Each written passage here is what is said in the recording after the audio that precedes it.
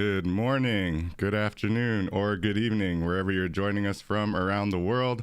Welcome to Web3 Warriors, episode 60, featuring Tipz and Rhyver from the Wakanomy project. Welcome, Tipz and Rhyver. How you doing? Hello, hello. Hello, doing well, doing perfect actually. How are Good. you? Glad to hear. I'm really excited about learning more about your project. Wakanomy is a peer-to-peer marketplace that's really looking to make skills more tradable, sellable, and buyable on the blockchain and in Web3 and in NFT form. So a really cool concept. I look forward to digging into that with you. Welcome everyone to Web3 Warriors. I'm your host, David Karoma. I go by Chrome in the metaverse.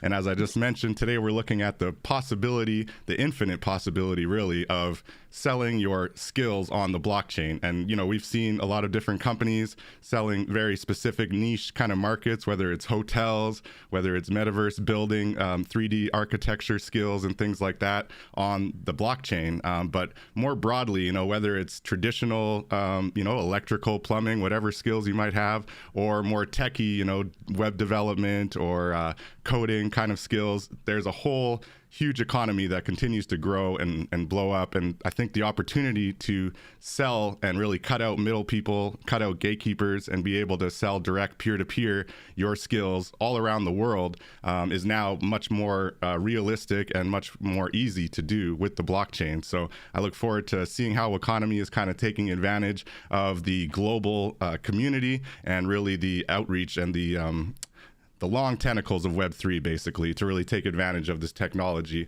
So it's a really exciting opportunity, and want to welcome anybody who's tuning in on the live stream. We were off last week as I was in NFT NYC. Appreciate anybody who's joining us back. We do always encourage anybody who's listening in the live stream to ask any questions. If you have any kind of interest or anything piques your interest, if you have any good questions, thought-provoking questions, we do have a contest for the best thought-provoking question to get a free NFT giveaway, which we always like to share our NFT collection with the community. So feel free to chime in if you have any questions on that end. So as I said kind of briefly before I get into talking to Rhyver and Tipz about their project, I think there's a really big opportunity here for selling your services on the blockchain through peer-to-peer really opportunities and peer-to-peer connections globally. And so the biggest thing I see is that you're actually having the opportunity to cut out the middle people, cut out the gatekeepers, and sell your services direct to your community and really kind of think outside of the box in new opportunities. So maybe you're not going to Fiverr, you're not going to other platforms and kind of having to conform to what they say you have to do, you know? And on top of that, with NFTs, if you're selling your services connected to an NFT, there's no limits to what you connect as far as utility in that one NFT, right? So maybe you sell an NFT and you can get 5 house calls, you know, as an electrician or something like that. Or maybe if you have a certain number of NFTs, you can get extra benefits or free services and things like that. So it's really interesting opportunity to look at, and I look forward to hearing about what Wakanomy is doing on that front. So with that, without further ado, let me talk to Rhyver first. I want to get a bit of your background, you know, what brought you into Web3 and what inspired this really cool project. So welcome, Rhyver. I'd love to hear your thoughts first, and then we'll go to Tipz. Yeah, for sure. Thank you, David, for having us on. Hello, everyone in the Web3 Warriors community. It's nice to meet all of you. And thank you, and shout out to journalists for connecting you to the Wakanomy company team. We're super grateful for that. So my background is actually in the entertainment industry originally. Worked in the corporate side of the entertainment industry for quite a few years. And honestly, that's where I learned about Web3. That's where it got brought to my attention. One of the companies that I was at when I was in a management firm, we brought someone in to kind of do a presentation and let us know kind of what's going on and why the entertainment industry specifically should be aware of what's happening in the crypto, NFT, Web3, blockchain landscape in general. And from there, I kind of just personally got super interested in the possibilities of what this technology could do on a global scale, not only, but then also just the access an opportunity to really create a new form of generational wealth is what really piqued my interest. And so I kind of jumped into the Web3 space from that landscape and that perspective. And ultimately, I was actually made aware of Wakanomy. I had heard Tipz talking about Wakanomy a lot in some spaces earlier on, and we ended up getting connected.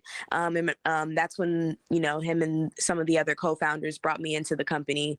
And that's kind of the backstory for that part. So it's been a wild ride as we've been building for, the last few years. And we're really excited for, what the company brings into the Web3 landscape. And like you said, just the opportunity that services, when we're talking about utility in Web3, that's something that has been, a big buzzword that has been thrown around a lot, but we really believe that the future of all of this is us. It's those real world skills and how we bridge that gap. There's a huge gap between the technology and what people understand and how they can use it. And so we really felt like bringing an opportunity for, people to be able to actually capitalize off of it with their current business models, their current business structures, tapping into that creator economy, the gig economy, and really allowing a path for them to tap into this market where crypto and NFTs, there's a ton of people that are transacting using that, and allowing an opportunity for them to kind of tap into that was important to us.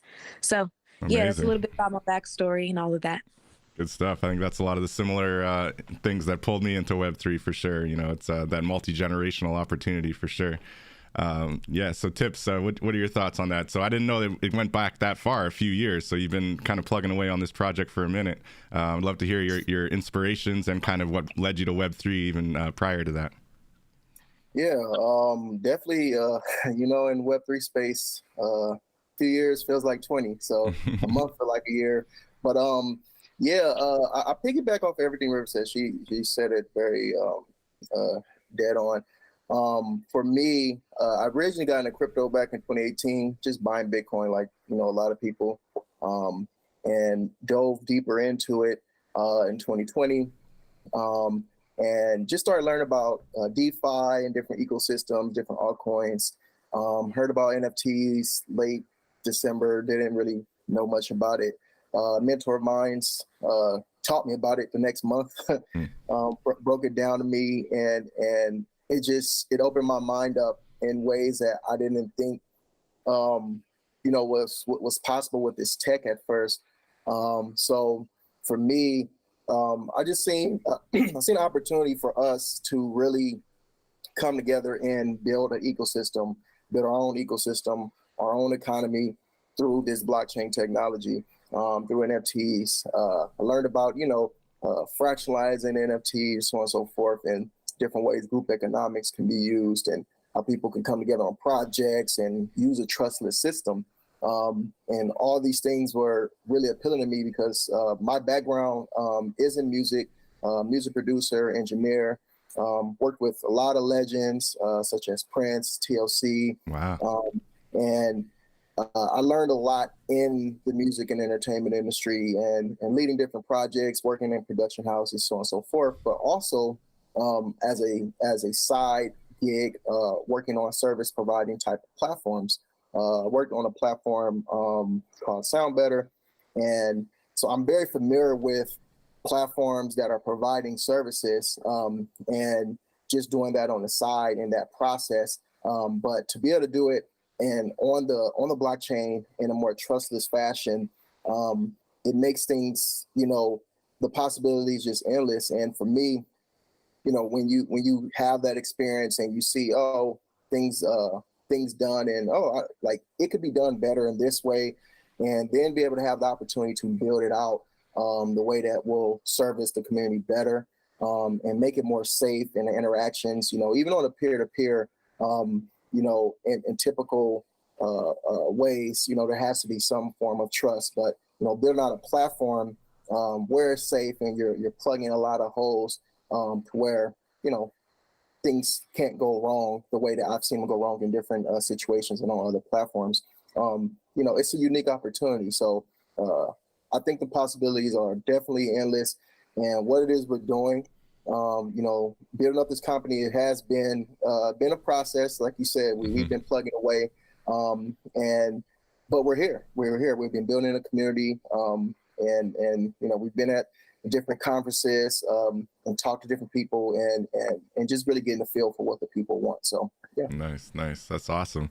So I heard you use the word trustless a few times there. So can you explain for the listeners, maybe, you know, how does blockchain and selling things as NFTs, obviously there is still a certain element of trust. You're still having an agreement between two parties, right? But how does, you know, the technology eliminate some of the gaps and kind of create a more trustless, a more reliable system? Yeah, really through the use of smart contracts. You know, having a system to where, let's say you're utilizing my services to mix your song. We don't know each other. We never met each other, but you go on Wakanomy, look at the profile, and you see things that I've done, and you say, hey, I want to give this a shot. But hey, I don't know Tipz. I'm putting up, you know, a certain amount, bid 50% deposit, so to speak, and you're putting that into a smart contract. Now, for me, I'm going to get the deposit, and if you put the other 50% up, that's held within a smart contract. It's not released until the job is complete. Right. So those type of things help ease the trust factor between two parties that has never met. I'm working with somebody across the world, and I don't know them either. Like, and from my perspective, like, oh, well, what if I send over the files or something and they just run off, or I just never hear from them, hear from them again. So, you know, having smart contracts facilitate that, and be able to kind of take out a huge chunk of that trust that has to typically go forth if we are dealing peer-to-peer, you know, is a way that Wakanomy will be moving forward. Very cool. So smart contracts helping eliminate some of the gaps in those kind of relationships. And, you know, yeah, the more trustless, the less chance for shady stuff, especially like you say, working in kind of a global space. That's always good for sure. So I gotta ask, you know, Wakanomy obviously seems to have a connection to Wakanda, which gives me kind of, you know, pro-African kind of like cool global vibes. You know, is there a specific kind of target audience you're trying to kind of resonate with the name Wakanomy, or is there a view specifically for Africa maybe, or for the diaspora? Is there any connection, or you just really like the name Wakanda and just decided to run with it? Tipz, you should tell them the story. Are you going to tell them the story? Yeah. So it actually came completely by accident. I was on a conversation with one of the co-founders, and we were talking, and you know, I was going in my passionate tangent. And if you ever heard me talk on Spaces, and when I get into that mode, I could talk pretty fast at times. So I was talking, and I'm like, you know, we need to build our own Wakanda or on Wakanomy. And he stopped me. He was like, "Did you just say Wakanomy?" And I'm like, "What? What is that?" He was like, "I thought I heard you say Wakanda." I'm like, no, but that sounds really dope. Like, we need to write that down. So this was way back in 2020. Nice. And before we knew it would become an NFT marketplace, which, you know, February 2021, we decided, well, late January, early February 2021, we decided, you know what, let's make Wakanomy our NFT marketplace. So yeah, that's actually where it came from.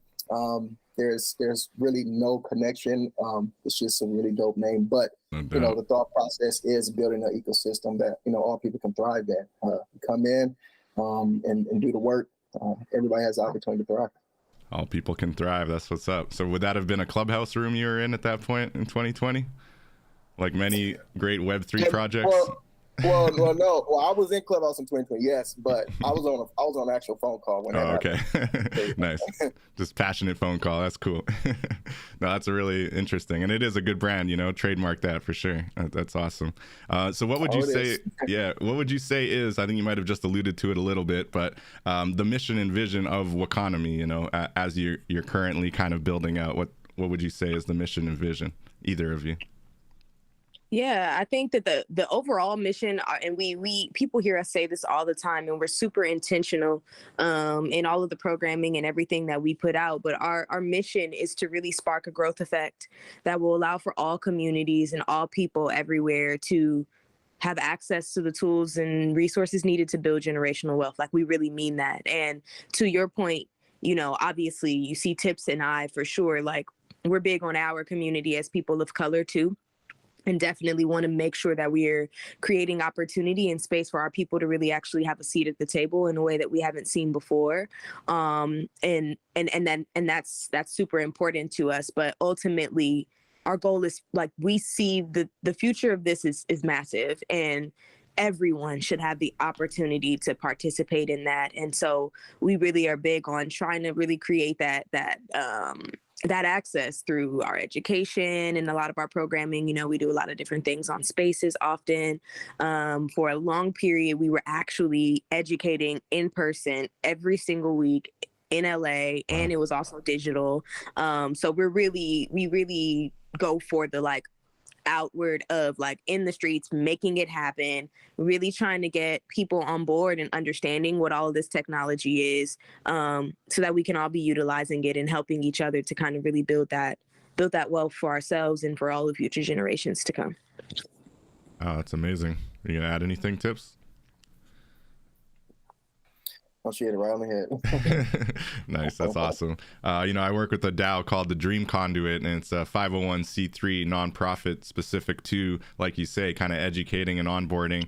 So maybe there's a place for Wakanomy and Dream Conduit to connect. I'd love to explore that opportunity, because I do think there's nothing more important right now than, like you say, empowering creators, empowering people who maybe don't know about the opportunity in Web3, right? And so that's awesome that you guys are doing that, and not just doing it in Spaces or in the digital space, but actually, IRL, reaching out on the ground. That's the most important thing. Like I was just saying, I came back from NFT NYC, and it's just a whole different feel, when you actually meet these people in real life and you see the way that lives are getting changed, and you see their art, IRL, real upfront. So yeah, that's amazing. So kudos to you, and I'd love to see what we can do possibly in the future, because I think onboarding and education is a huge element of it.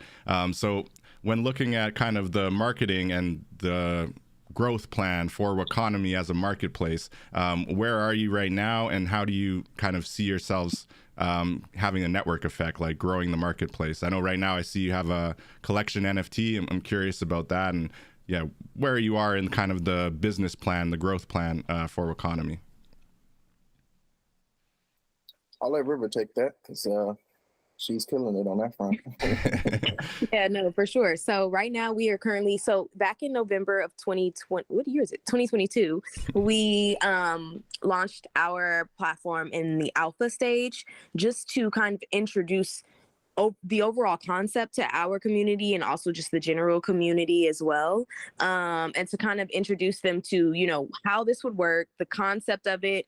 And in that, we also released our limited edition Wakanomy collection NFT. And so the collection NFT will basically allow for anyone who is a holder or a purchaser of it to have access to a 1-year subscription to the platform when we're in our beta stage.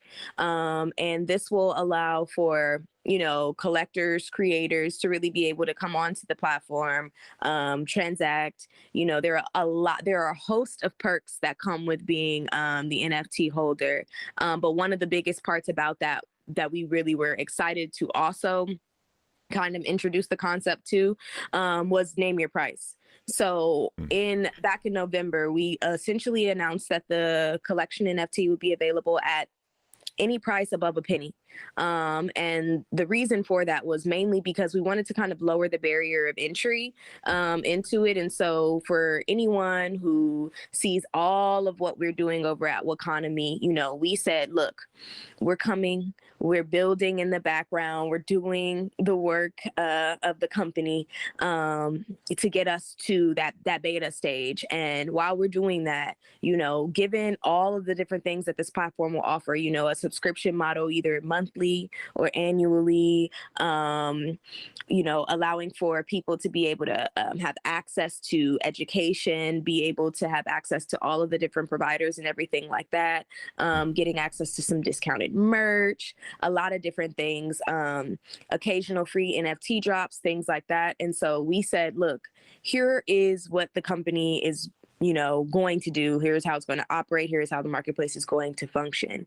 You let us know how much you are able to, how much you would like to contribute, whatever the case may be. We don't care what the amount is. That's not the point.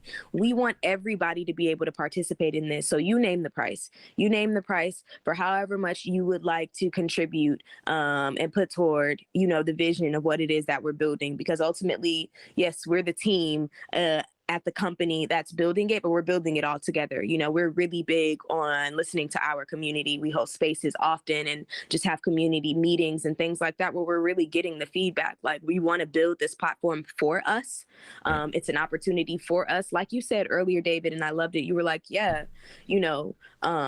you can come in here and you can build out, your services and offer them however you want. You can offer them, if you want to offer a discount for people who have however many NFTs from your collection, or if you want to offer, 5 house calls or whatever the case may be, that's true.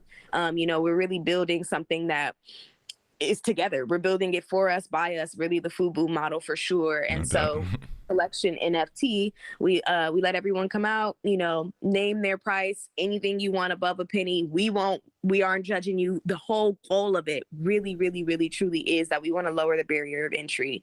One of the biggest things that we noticed as we were, really ideating and building out how we wanted the company to operate, we noticed that one of the biggest barriers to entry, apart from, just the general concern that people feel about Web3, was the cost, especially being that we were in the middle of a bear market and all the different things, our real economy and just the recession that we're on the verge of in the United States, and just all the different things that are going on right now.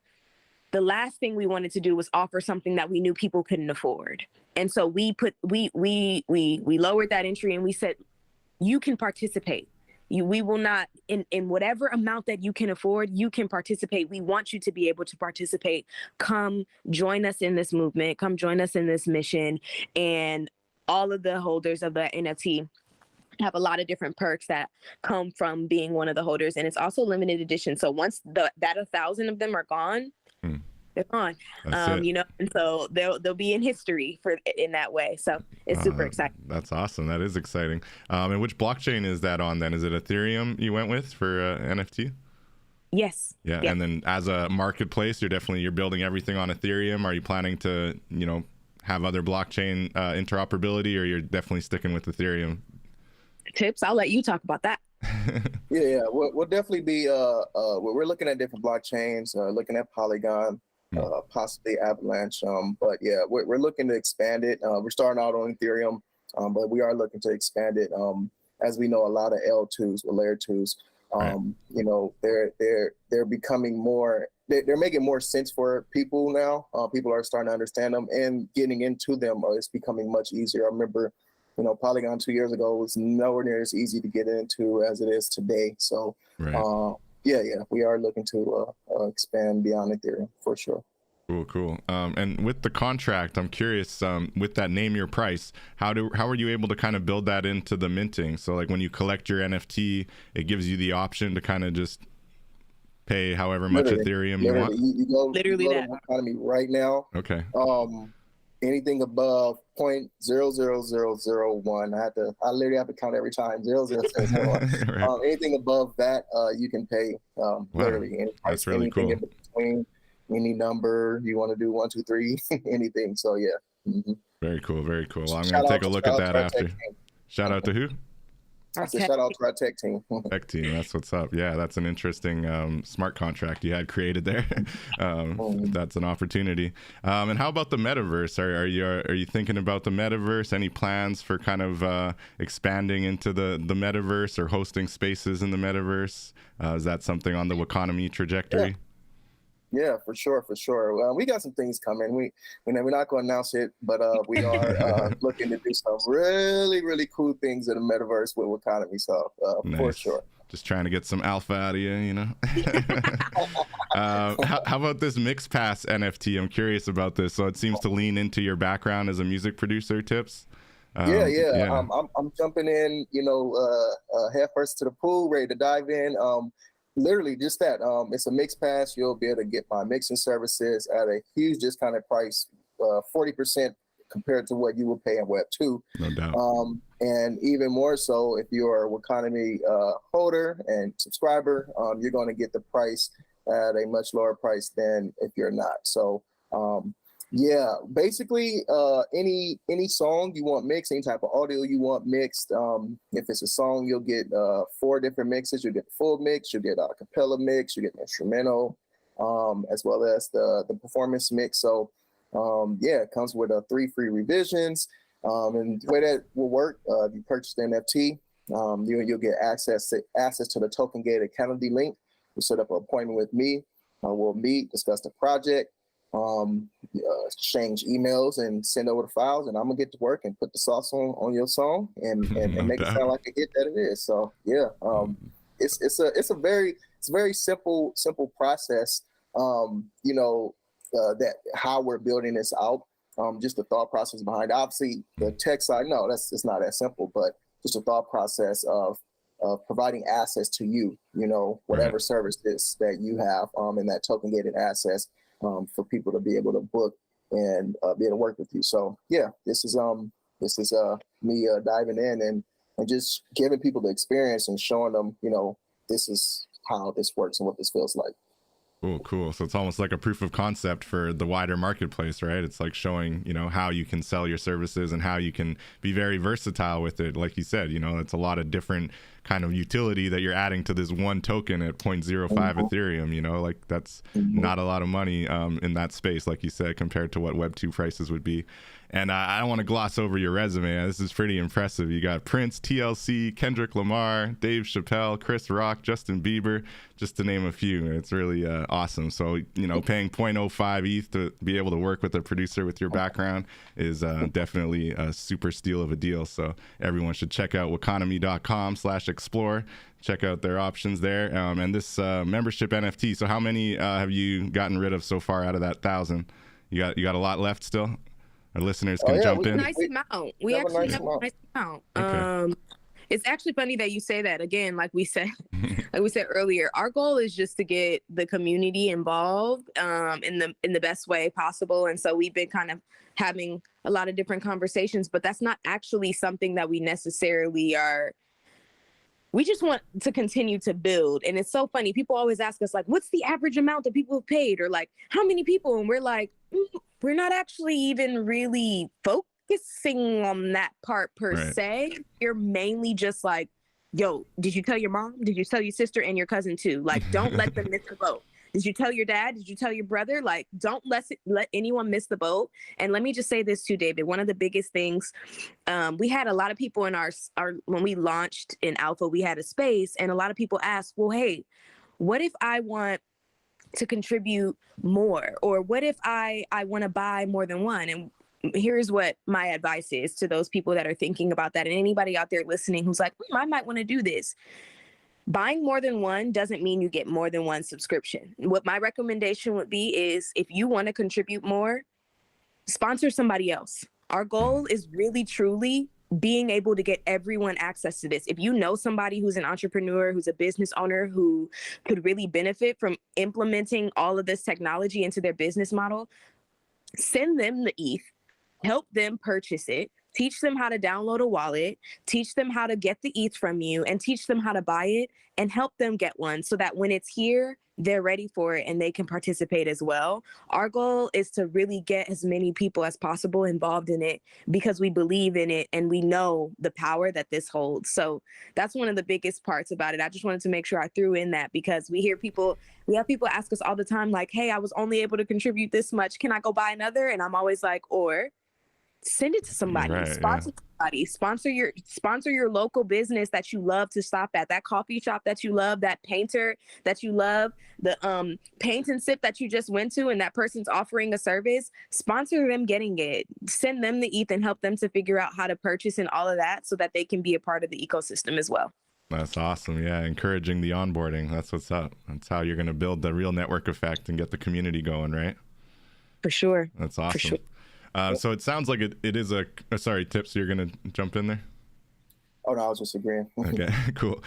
So you're definitely taking the business angle towards it, and I love how you got the plan. You're in the alpha launch right now. You're working towards the beta and the wider marketplace. So it's really cool to be able to talk with you kind of at this stage where you're at, and I'd love to follow up, of course, and see where you guys are 6 months, a year from now, whatever the case may be. Have you thought about the wider community and looking at it as a kind of DAO situation, or is that not something you're interested in as far as kind of some DAO component or organized, how would you say, community led approach to the project?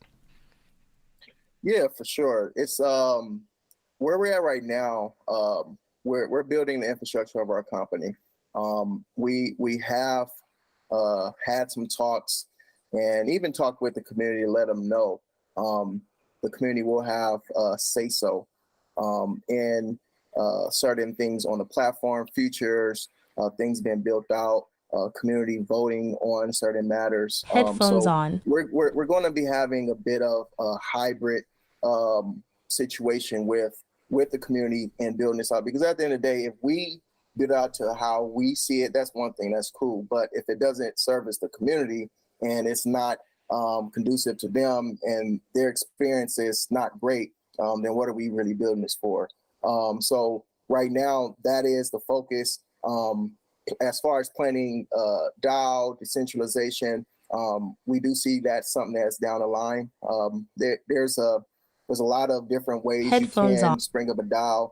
And, I think, it's still being figured out by a lot of different organizations. I think there is a bit, last year was a bit of a rush to everybody springing up a DAO. It was definitely a buzzword. Money was being thrown around left and right for DAOs, but as we see, a lot of them have either fallen by the wayside, or they're kind of going through the normal struggles of something. Now I want to say new because it's been around, but for a lot of people, it's new for them. So we're just monitoring everything, the landscape, and seeing, okay, what's the best approach to do this? And starting off with what we know works, and then formulating to something that we see, that we believe is the ultimate goal. I think for everybody. Everybody obviously can't start out like Bitcoin, but we see Right. the transition of how Ethereum has evolved to what it is now, where it started to where it is now. So I think decentralization is definitely on the spectrum, but I think it's a process to get to that point, for sure. So that's where we're at. No, that's awesome. And I think it's good that you're clear-eyed about it. It's definitely a scenario where DAOs, people have, rose-colored glasses and run into DAOs thinking you're going to build this awesome decentralized community. And you realize, no one person or even one group of people, 3 to 5 people, are really pushing this thing forward. And it often, like you said, can kind of fizzle out because it's just hard without the kind of clear coordination, which, some might call centralization. But I think it's about, like you said, leaning into the community, actually listening to your community, having that angle of decentralized input, right? But still having a clear, central body or a leadership body kind of helping to push things forward. You have any thoughts on that, River? No, I echo everything that Tipz just said as well. We know that we're introducing a lot, and like I said earlier, we were doing onboarding. I mean, truly, Tipz, like I said, Tipz and I are both from LA. We were really, really in LA, and we weren't onboarding, in the wealthiest of areas, if you understand. So we have to make sure that we're taking our time too and going at the pace of our community. And that's super, super, super important to us because this is so new.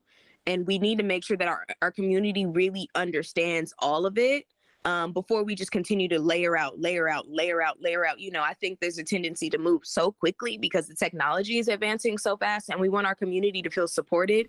And as they continue on their own journey. And so I think in the short term for us, it's just super important that they feel like they really understand everything before we continue to really layer on all of the different aspects that are within the Web3. So we're kind of just taking our time as it pertains to that and making sure that everyone feels like they actually really understand how this will work on a larger scale. And then over time, we can continue to evolve and sort of add on those layers. But we really want people to feel like they know what's happening and they have a really good grasp on all of this, because it's all so much and it's all so new. No doubt. No, that was great. That's a lot of gems you just dropped there. Because I think, to your point, you know, when you're talking about building a DAO, the only people who even care are Web3 natives, you know, and people who are kind of steeped in the space, right? So to your point, your mission is to expand and actually reach out to your average people who are out there selling services, right? And who have skills, but don't necessarily understand the value or the opportunity that exists in Web3 or on the blockchain. So if you start throwing DAO at those kind of people and saying, vote in the DAO and take part in the DAO, we're like, whoa, you know, that just sounds like politics to a lot of people, I think. And it does, unfortunately, end up being politics a lot of the time. So awesome. That's a lot of really good input you guys have shared here. I know, River, or Tipz, you said you had a bit of a timing limitation here. So I want to honor your time. If there is any questions from the chat, definitely feel free to ask those now as we wind down here. I am curious, to your point, River, when looking at, you know, reaching out to your average contractors or freelancers out there with this pitch, you know, what has been the response in general? Are you getting a lot of positive feedback from people out there, and how are you selling it if you do, you know, face any resistance? Maybe River first and then Tipz. Yeah, for sure. I think the biggest question that we get all the time, and Tipz and I love this question, actually, our whole team loves this question, is like, why would I sell my services as NFTs if I'm already selling them? Like, why would I already, like, I'm already, you know, building out my clientele and my business and things like that. To answer your first question, people have been super excited once they understand what it is. They're like, oh shoot, there is a space for me. It's not just, you know, just PFPs and like monkeys and like things like that. And we're like, no, much more for you here. Like, there's so much opportunity here. But that question of like, but why would I do it as an NFT? Like, what's the difference? We always respond, listen, there's a whole market to tap into. There's a market of people that are transacting with crypto that may not necessarily be transacting with the same type of fiat that we even use in the US or the euro or wherever it is, peso, wherever you are, you know what I mean? And so the big thing that we have been saying is like, look, this is an opportunity to tap into a global market and a market of people that you wouldn't have had access to otherwise. You know, imagine those small businesses or those small business owners, you know, those, like I said earlier, those paint and sip painters, or, you know, the chefs that can do some virtual meal prep opportunities and things like that. Now you're doing virtual meal prep with someone all the way in Australia. I don't know. You know what I mean? Like, it's a whole different ball game. And people have been really, really, really excited about it. So it's been inspiring us too. Nice. That's awesome. Well, it's good that the conversations go that way. You know, a lot of the times we hear from the FUD, you know, the fear, uncertainty, and doubt when you're talking about blockchain, you're talking about using NFTs for this. Tipz, did you want to chime in on that at all? Any thoughts around those conversations with freelancers? Yeah, a lot of them has been very, very similar. Just every individual not knowing that they have a place in this ecosystem. Like to River's point, when I talk to people, they only think about NFTs as cartoons, monkeys, art. And now more music, but it's like, well, if I don't do none of those things, then where do I fit? So with us, with Wakanomy, we're moving away from speculation to actual use case and utility. Like, hey, I'm offering my mixing services. Someone's offering their consultation services. Like, someone's offering photography services. This is you're buying access to my services, and you're going to get a service. It's not, oh, I buy this NFT and hope it moons and win Lambo, and now I'm rich. You know, this is actual utility. This is real world use case. So it lends itself to literally everyone. What the average person doesn't know is they're a service provider. They just probably haven't thought of themselves as a service provider. Everyone has talent and skills and can offer that in some way. We've seen that with YouTube. Think about think about all the videos, the how-to videos, the DIY videos. Prior to YouTube, like the average person probably didn't think that they had something to offer, but there's literally, you go to any video that's showing you how to do something, there's views on that video for a reason, because people around the world needed to learn that. That's a service that they're providing, whether they know it or not. They're showing you how to build this garden now, how to build out a home theater system, whatever it may be. Like, the point is, before YouTube, the average person probably didn't think about it that way. And now, before Wakanomy,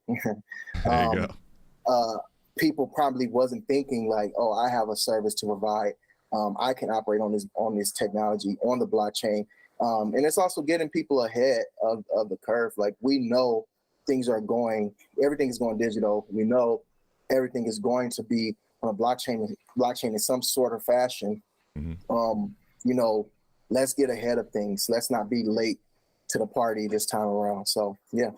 Amazing. Yeah, that's what it's all about. Be ahead of the wave or ride the wave. We are the wave, as we like to say in the Web3 space. We don't have to worry about catering to big brands or big, anything. Like, those of us who are in the space and understanding the power of the technology, we're part of the wave. And I think your team is doing an amazing job really trying to wake people up to the wave and see, like, jump on, let's go, like, come ride the wave before it's gone, right?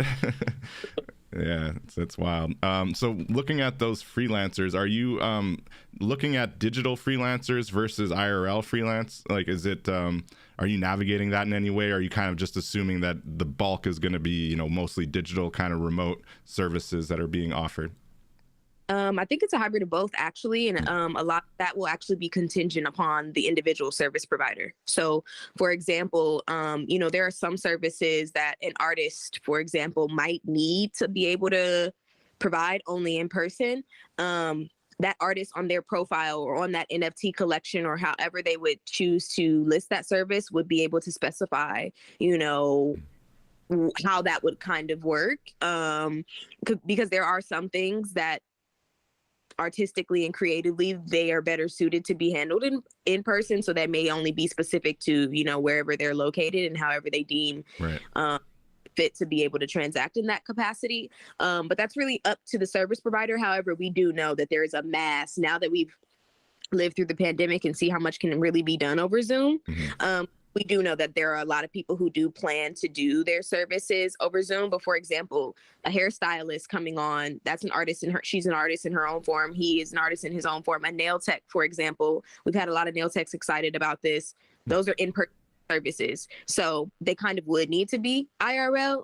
But maybe there's a world where, there's some form of a digital that they can include in it in some capacity. I'm not quite sure, but we know that there's probably going to be a hybrid of both on the platform for sure. Oh, that's cool. Because, I think scenario, you might just say, we don't want to deal with IRL and really just focus on the digital for simplicity. But I think the approach you're taking is the better approach, right? And make it hybrid and let it be led by the service creators, basically, service providers, very cool. No, I'm excited, and I look forward to the beta launch and the rest of your platform coming out.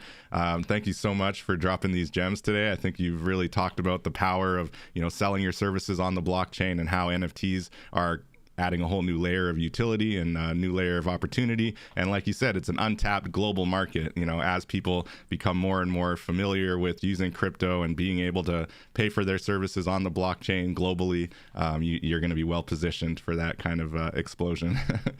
Yeah, for sure. Awesome. Thank you for having us, David. Thank you so much, River. Did you guys have any final words you want to add before we wrap up here? Everybody, make sure y'all follow Wakanomy on all social platforms. We're here for you. Wakanomy is for the people. That's it, for the people. That's what's up. Tipz, anything to add?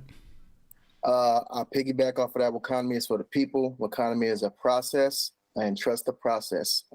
We're excited. Make sure y'all go visit the website, sign up, become a subscriber. All the perks are on there, and join our community. We appreciate you so much, David. Appreciate the Web3 Warriors community. Shout out to y'all. Y'all the real MVPs. Shout out to Appreciate you, River and Tipz. It's been amazing. Thank you, everyone who's tuned in. We'll have the podcast live on all the major networks by tomorrow morning, and the archive video live on YouTube. And yeah, we'll be watching the Wakanomy. And thank you guys so much for tuning in and for joining us. Until next time, we'll be live. We'll catch you all in the metaverse.